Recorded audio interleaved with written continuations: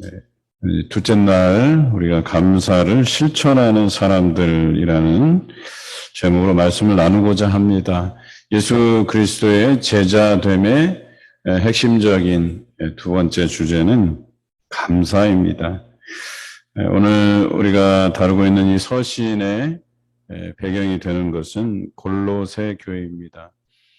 그런데 바울이 이 서신을 쓰기는 했지만 골로새 교회에는 가본 적이 없습니다.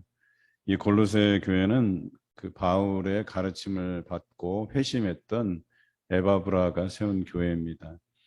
그리고 우리가 잘 알듯이 빌레몬서를 읽다 보면 거기에 등장하는 인물이 있죠. 오네시모라는 종입니다. 이 오네시모가 아마 감옥에서 갇혀 있을 때에 이 바울을 만난 모양입니다. 그리고 그곳에서 바울의 영향을 받고 회심하고 회개하고, 그리고 빌레몬, 여기서 말하는 빌레몬은 이제 오네시모의 원래 주인이었겠죠. 빌레몬에게 청하는데 이 오네시모를 잘 받아줄 것에 대해서 당부하는 그 서신이 빌레몬서라고 할 수 있겠죠. 그런데 이 빌레몬과 오네시모가 다녔던 교회가 골로새 교회입니다. 그리고 이 골로새서를 쓴 목적은 그 골로새 교회에 여러 가지 이단 사상들이 있었기 때문에 그 잘못된 가르침을 바로잡기 위해서 바울이 편지를 쓰게 된 것입니다. 무엇이 그들을 이렇게 현혹하고 잘못된 가르침들이 있었느냐, 몇 가지를 들 수 있는데요. 하나는 율법주의입니다. 물론 골로새 교회는 이방인 중심의 교회였어요. 유대인들이 많지 않았다는 거예요. 그럼에도 불구하고 다른 지역을 다니면서 그 유대인들의 그 율법의 가르침을 들은 사람들이 들어와서, 이방인들은 사실 율법이나 할례를 행하지 않고서도 구원을 얻을 수 있다는 예루살렘 공의회의 결정이 있었음에도 불구하고 그 잘못된 가르침이 이 교회도 있었다는 거예요. 우리가 믿는데 유대인들처럼 할례를 행해야 되고 또 율법을 준수해야만 구원을 얻을 수 있다고 하는 이 율법주의가 자리 잡고 있었다라고 하는 것이고요. 또 하나는 아무래도 이방 지역의 교회들은 헬라의 문화를, 또 헬라의 철학에 영향을 받을 수밖에 없었어요.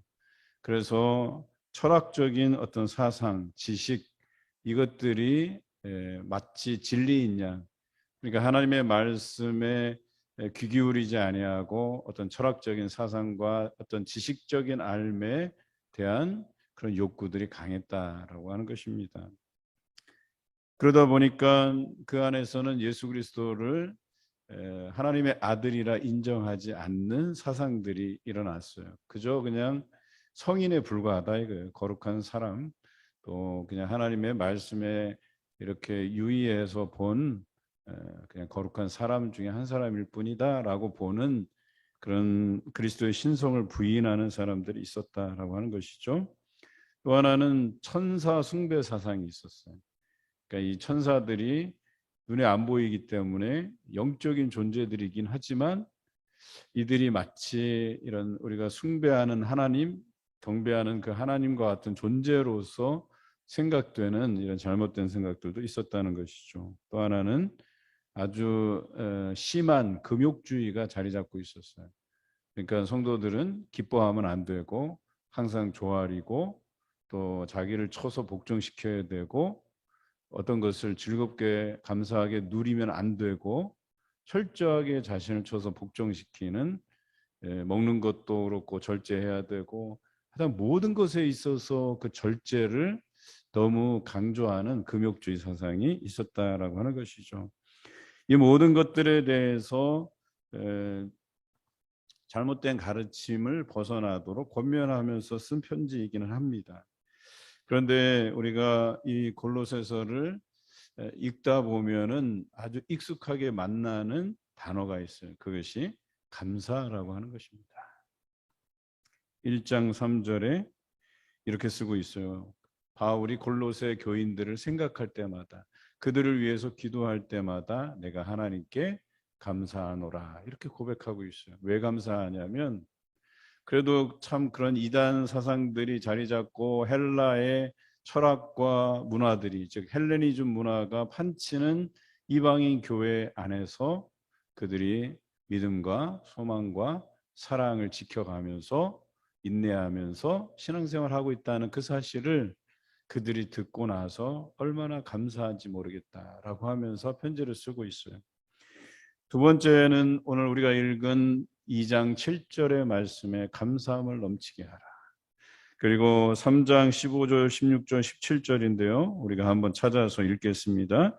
골로새서 3장 15절, 16절, 17절 세 절을 같이 읽도록 하겠습니다. 그리스도의 평강이 너희 마음을 주장하게 하라. 너희는 평강을 위하여 한 몸으로 부르심을 받았나니 너희는 또한 감사하는 자가 되라. 그리스도의 말씀이 너희 속에 풍성히 거하여 모든 지혜로 피차 가르치며 권면하고 시와 찬송과 신령한 노래를 부르며 감사하는 마음으로 하나님을 찬양하고 또 무엇을 하든지 말에나 일에나 다 주 예수의 이름으로 하고 그를 힘입어 하나님 아버지께 감사하라. 아멘. 감사하라는 표현을 굉장히 자주 빈번하게 쓰고 있어요. 분명히 골로새 교회에 여러 가지 문제가 있었고 그런 이단 사설들에 대해서 경계할 것을 권면하고 있는데 왜 특별히 이렇게 장수마다 감사를 강조하고 있을까? 그렇습니다. 뭔가 감사가 가져다 주는 유익이 있는데 그 유익이 바로 거짓된 것에서 떠나서 바른 길로 가는 데에 유익함을 주기 때문에 이 바울이 골로새 교인들에게 감사하라, 하나님께 감사하라, 감사함을 넘치게 하라, 이렇게 해서 계속해서 강조하고 있다라고 하는 사실이죠. 오늘 세 가지 정도를 나눌 텐데요. 그 첫째는 그리스도 예수를 주로 섬기며 행함에 대한 이야기가 6절에 나옵니다. 여러분, 감사라고 하는 것이 그리스도 예수를 주로 섬기고 행하는 자들의 가장 보편적인 모습이에요. 그러니까 내가 예수 그리스도를 잘 섬긴다고 하는 그 모습에서 주로 나타나는 것들은 감사예요. 이 사람이 늘 감사합니다, 감사합니다. 그 생활 안에서 감사가 넘치는 사람들은 대체적으로 보면 그 인생의 주인을 예수 그리스도로 놓고 살아가는 사람일 가능성이 크다라고 이야기하는 것입니다. 이것이 성도로서 살아가는 보편적인 삶이에요. 여러분, 과거에는 얼마나 감사가 넘쳤는지 몰라요. 작은 것으로부터 큰 것에 이르기까지 늘 우리 성도들을 만나면 우리가 느끼는 분위기는 뭐였냐면 감사였었어요. 우리 부모님 세대, 우리 할아버지 할머니 세대를 돌아다 보면 늘 감사하는 삶이에요. 그렇다고 해서 그들이 우리처럼 윤택한 삶을 살았던 세대냐? 그렇지 않아요. 굉장히 어렵고 부족한 세대였어요. 그럼에도 불구하고 그분들의 삶에서는 감사가 끊이지 않았다라고 하는 것이죠. 어쩌면 그분들의 그 감사가 넘치는 삶이 우리에게로 이렇게 전해져 왔다 해도 과언은 아닐 거예요. 감사는 어제 우리가 나누었던 어찌 보면 그 주일날 나누었던 그 섬김의 삶의 원동력일 수도 있겠다 하는 생각이 들어요. 그 창고가 가득 차고 그래야 감사하는 마음이 넘쳐나듯이, 그 섬김의 부분이 넘쳐나듯이 이 감사가 곳간을 채우는 역할을 한다는 거예요. 감사가 넘치면 하나님께서 더욱더 그로 하여금 감사할 부분들을 만들어 주신다는 거예요. 은혜와 복이 공급되게 하신다는 거예요. 그리고 그 풍성함 가운데 사랑의 섬김이 나타날 수 있게 하신다는 거예요. 그래서 어찌 보면 이 감사가 너무나도 우리 삶에서는 중요하다는 것을 의미합니다. 감사가 넘쳐나는 사람이 바로 섬길 수 있다고 이야기하는 것이에요. 하나님께서는 이 사람이 감사를 시작하잖아요. 처음에는 뭐가 있어서 감사하는 게 아니에요. 처음에 단계는 자족에서 시작해요. 자족함. 그러니까 적은 것이라도 만족함을 가지고 감사할 수 있어야 더욱 큰 것으로 베풀어 주신다라고 하는 거예요. 이 사람이 작은 일에 충성하는지 작은 것에 감사하는지 하나님께서는 보신다는 거예요. 그리고 그 믿음의 훈련들을 계속 가져간다는 거예요. 감사의 훈련들을 계속 가져간다는 거예요. 작은 것에 감사하는지 작은 일에 충성하는지. 그래서 조금 더 큰 것들을 맡겨보는 거예요. 큰 것들을 베풀어 보는 거예요. 또 거기에 더욱 큰 감사로 더욱 큰 충성으로 답변할 때 그보다 더 큰 감사의 조건들이 우리에게 넘쳐나게 하신다라고 하는 것이에요. 이게 감사의 비결이라고 얘기하는 거예요. 저는 요 얼마간 저희 가정에 부으시는 감사를 경험했어요. 작은 것에 감사하기 시작했어요. 큰 것들에 감사하기 시작했어요.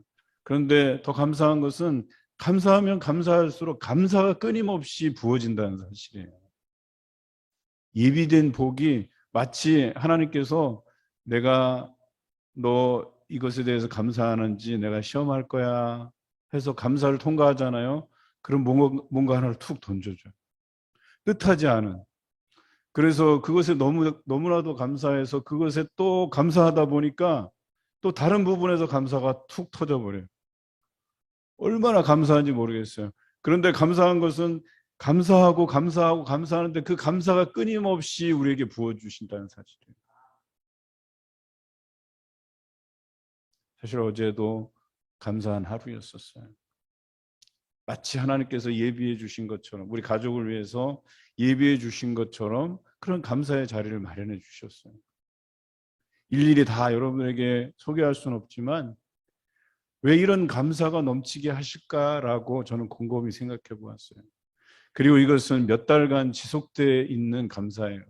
몇 달 전부터 감사가 끊임없이 우리 가정에 부어주시는데 또 한편으로는 그 감사와 더불어서 고민을 주세요. 이것을 어떻게 풀어갈 것인가 그런 고민을 하게 만드세요. 그런데 왜 그 고민과 감사를 겸하여 주실까? 그것이 제게는 숙제였거든요. 이 부분도 하나님께 감사함으로 풀어내야 될 과제이구나 이런 생각을 하게 됐어요. 제게 주신 그 고민들 그리고 그 고민들은 쉬운 문제는 아니에요. 고민이 필요한 것들이에요. 뭔가 해결점이 어디선가 찾아져야 되는 그런 상황이에요. 그러니까 쉽게 처리될 문제는 아니에요. 그럼에도 불구하고 그 감사가 넘쳐나게 하시고 또 그 감사 이후에 우리의 그런 고통의 문제 또 여러 가지 문제들이 해결되는 것들을 경험하게 하신다라고 하는 것이죠. 그리고 이 감사를 가능하게 하는 게 뭐냐? 우리가 나눴던 6절에 그리스도를 주로 모시고 행하는 거예요. 예수 그리스도가 나의 삶의 중심이 되고 그분 중심으로 우리의 삶이 돌아갈 때에 비로소 그분에게 우리의 고민들을 맡겨가고 또 우리의 여러 가지 상황들을 기도할 수 있다는 거예요. 예수 그리스도의 이름으로 기도할 때, 구할 때 비로소 하나님께서 거기에 응답해 주시는 줄로 믿습니다. 올 한 해 여러분 삶에서 예수 그리스도를 주로 삼아 행할 때 놀라운 응답이 경험되시길 주님의 이름으로 기원합니다. 두 번째는 감사라고 하는 것은 순간순간 감사하고 끝나는 게 아니라는 거예요. 오늘 성경에 보니까 뿌리를 박으며 세움을 받아 그랬어요. 감사의 생활이 우리 삶의 터전 안에서 생활화되어야 된다라고 말씀하시는 거예요. 뿌리를 내리라고 이야기하는 거예요. 그것은 뭐예요? 다른 말로 표현하면 우리 삶에서 끊임없이 감사하지 못하게 만드는 그런 현상들이 나타난다는 거예요. 고통의 문제들이, 원망의 문제들이, 불평의 문제들이 계속해서 우리를 시험하고 우리에게 도전으로 다가온다라고 하는 것들이에요. 우리는 그것을 끊임없이 극복해내야 된다라고 하는 것입니다. 그래서 뿌리를 박으라고 이야기하는 거예요. 감사가 뿌리 내리도록 믿음의 훈련들을 받으라고 이야기하는 것입니다. 믿음의 굳게 서라고 이야기하는 것입니다. 그리고 그것을 통해서 우리가 감사가 뿌리 내려지고 또 사람들로 하여금 칭찬받고 사람들에게 뿐만 아니라 하나님께서 그를 인정하고 그를 세워주시고 말씀의 훈련들을 받게 하신다라고 되어 있어요. 여러분, 교회 일꾼들은요 감사하는 사람들을 세우게 돼 있어요. 이 사람이 평소에 원망하고 불평하고 이런 사람들을 세워봐야 일하는데 피곤하기만 하죠, 사실. 그런데 감사함이 넘치게 하는 사람들, 감사가 뿌리내리는 사람들, 이런 사람이 뭘 해도 자신의 것들을 아낌없이 드리는 사람들이거든요. 이런 사람들이 교회의 사역을 풍성하게 만드는 사람들이거든요. 그래서 여러분들에게 이 감사가 넘치게 하라는 거예요. 그리고 그것이 생활화되고 뿌리를 내리라고 오늘 말씀에 기록되어 있는 거예요. 여러분 욥기의 이야기를 여러분 잘 아시잖아요. 욥은요 끊임없이 도전받았어요. 끊임없이 하나님께서 연단하셨어요. 결과적으로 그를 단련하신 후에는 그를 정금 같게 순금 같게 나오게 하신다고 말씀하시잖아요. 그가 고백했어요. 나를 지금까지 단련하신 이유가 바로 그것을 통해서 자기가 하나님께서 쓰실 만한 귀한 제목으로 세워주시기까지 자기를 단련했다라고 고백하고 있어요. 또한 42장 6절에 보면 그러므로 내가 스스로 거두어드리고 티끌과 제 가운데 회개하나이다 라고 고백하고 있어요. 그런데 이 욥은요 그 전에 뭐 좀 믿음이 연약하고 뭐 이런 사람이 아니었었어요. 성경에 기록되어 있죠. 1장 1절에 욥은 온전하고 정직하여 하나님을 경외하며 악에서 떠난 자라고 표현해 있어요. 이 정도면 여러분 만족할 만한 수준 아닌가요? 대단한 사람이에요. 그런데도 불구하고 그에게 고난이 닥쳐오고 그 고난의 연속이었다는 거예요. 그런데 한번 생각해 보자는 거예요. 그 고난의 연속 가운데 욥의 모습이 어떠했는지를. 자기 태어난 생일을 저주했어요. 그리고 자기 친구들에게 불평을 늘어놓았어요. 자기를 변론하기에 바빴어요. 그리고 결과적으로 엘리후가 등장하면서부터 조금씩 바뀌어 가요. 아, 왜 하나님께서 나에게 이런 고난을 주셨을까? 고민하기 시작해. 말씀에 수긍하기 시작해. 그리고 나서 결과적으로 아, 내가 여전히 온전한 믿음이 아니었구나라고 하는 것을 깨닫게 돼요. 그리고 오늘 제가 소개한 42장 6절의 말씀처럼 제 가운데 회개하나이다라고 고백하고 있어요. 그리고 나서 어때요? 그가 잃었던 것에 2배로 갚아주시는 하나님의 놀라운 응답을 듣게 되잖아요. 그러니까 하나님께서 욥에게 원하시는 모습이 무엇이었냐면 계속해서 끊임없이 연단하고 훈련하고 그 안에서 자신의 그 불평들, 원망들 다 끄집어내고 결과적으로 그가 회개하고 하나님 앞에 감사하는 삶을 살게 될 때에 놀랍게 부어주시는 하나님의 그 예비하신 복을 그가 누려가게 하셨다는 이야기예요. 그가 그 이후의 삶에 대해서는 기록되어 있지 않지만 제가 볼 때는 감사가 그의 삶에 뿌리 내렸을 거라는 거예요. 그의 안에 있는 그 뭐랄까요 나쁜 뿌리들, 즉 그 원망과 불평과 그 자신의 그 삶의 생애에 대한 그 저주 이런 것들을 다 끄집어내서 토해내고 이제 거기에 새롭게 심게 된 것이 감사의 삶이었다는 거예요. 그리고 그것에서 교훈을 받아서 그가 놀랍게 세움을 받았다라고 하는 것이겠죠. 저는 다니엘도 그와 같다. 요셉도 그와 같다. 저는 생각이 들어요. 그들이 처음부터 대단한 사람이 아니었었어요. 믿음의 훈련들을 받고 또 애굽에 내려가서 또 바벨론으로 포로로 잡혀가서 그 안에 그 어려운 환경들 속에서 훈련받고 세움을 받고 그리고 애굽의 총리가 되고 바벨론의 총리가 되듯이 그들을 쳐서 훈련시키고 단련시켜서 하나님께서 놀랍게 사용하시는 모습들을 발견하게 된다는 것이죠. 그래서 오늘 골로새 교인들에게 그래요. 그런 어려움이 있겠지만 너희가 감사함을 뿌리내리고 믿음에 굳게 서서 감사함을 넘치게 하라 이렇게 표현하고 있는 거예요. 여러분 감사가 넘친다는 표현은 일시적으로 감사한다는 게 아니에요. 앞에 말씀과 뒤에 말씀이 같아요. 감사를 뿌리내린다라는 표현과 감사를 넘치게 한다라는 표현은 같은 표현이에요. 여러분 계속해서 감사가 넘쳐나야 돼요. 여러분 삶에서 1년 내내 매달 여러분의 감사가 넘쳐나야 된다는 거예요. 모세와 야곱의 고백은 우리 인생은 수고와 슬픔뿐이다, 험악한 세월을 보냈다 하지만 우리가 성경을 읽을 때 하나님께서 그와 동행하는 그 삶의 흔적들을 늘 발견하게 돼요. 그러니까 우리의 삶이라고 하는 것이 원망과 불평이 없을 수는 없어요. 우리 삶에서 문제를 만나지 않을 수는 없어요. 그럼에도 불구하고 1년 내내 감사가 넘치게 하라는 거예요. 그 감사가 예수 그리스도를 주로 모시고 행하게 하고 믿음에 굳게 서게 하고 그 어려운 문제들 이겨내고 결과적으로 모든 일에 대해서 감사하게 된다라고 하는 거예요. 그래서 이 1년의 마지막 순간에 여러분이 흥부영신 때에 이 모든 것이 하나님의 은혜였구나, 감사였구나 라고 하는 이 고백이 있게 하시기 위함이다라고 하는 것입니다. 이제 불평과 원망을 넘어서서 회개를 통해 감사의 삶이 뿌리 내리고 또 믿음에 굳게 서면 여러분들로 하여금 감사가 넘쳐나게 하실 거예요. 그냥 감사한 조건에만 감사하는 것이 아니라 어느 때든지 감사가 여러분들 삶에서 넘쳐나실 거예요.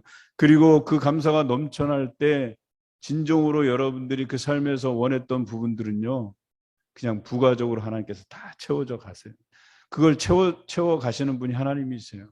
여러분들이 구하지 않더라도 여러분이 하나님의 나라와 의를 구하면 그 모든 것들을 더하시겠다고 말씀하시는 그 예수 그리스도의 말씀처럼 여러분들 채워가실 거예요. 굳이 그런 것까지 알을 필요가 없을 정도로 하나님께서 부어주시는 은혜가 여러분 삶에 충만히 부어지시길 주님의 이름으로 기원합니다. 우리 박스에 있는 말씀을 같이 읽겠습니다. 우리 시작. 우리가 하나님의 자비를 감사할 때 자비는 더 풍성해진다. 또한 고난을 감사할 때 고난이 사라짐을 보게 된다. 감사는 경건한 심령들이 하나님의 인도하심과 은총의 꽃으로부터 딸 수 있는 생명의 꿀이다. 찰스 스펄전 목사님이 하신 내용의 말씀인데요. 오늘도 여러분 삶에서 감사를 실천하는 그런 삶으로 풍성히 부어지시는 하나님의 놀라운 은혜와 복을 경험하시는 여러분 되시길 주님의 이름으로 기원합니다.